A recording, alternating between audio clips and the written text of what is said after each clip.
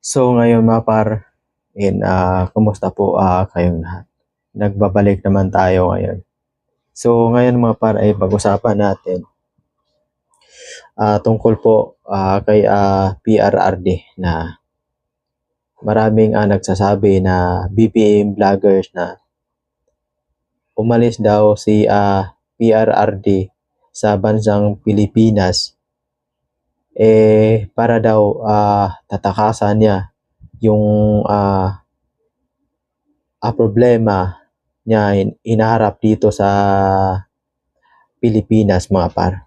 Ako mga par ay hindi ako naniniwala kasi maraming gumagawa ng fake news, maraming gumagawa ng istorya laban kay PRRD.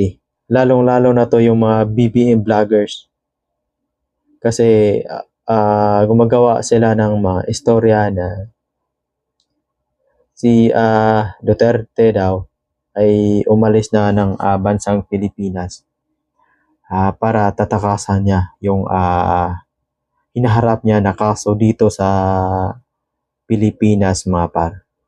Kasi mga par ay ngayon ay nasa Hong Kong lamang si PRRD upang mag-relax.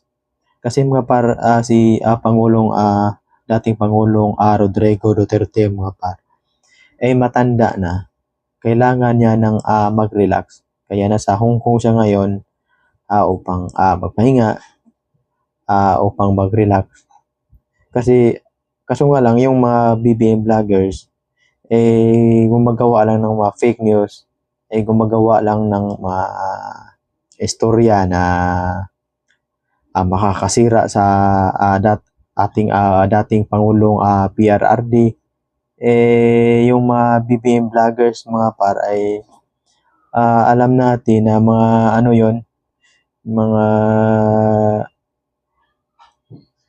mga sinungaling yung mga BBM vloggers kasi alam nyo mga par, yung mga BBM vloggers ay katulad rin ni BBM ay banghag rin. Wala na ba tayong karapatan na pumunta sa ibang bansa na upang mag-relax?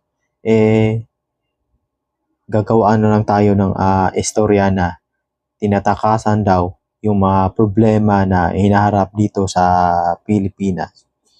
Ako mga par ay hindi ako naniniwala kasi yung mga BBM vloggers ay lahat ay mga sinungaling yung mga BBM vloggers at hindi lang sinungaling ay mga sila ay mga bangag pa rin. Katulad rin sa kanila na yung bossing na si BBM ay bangag.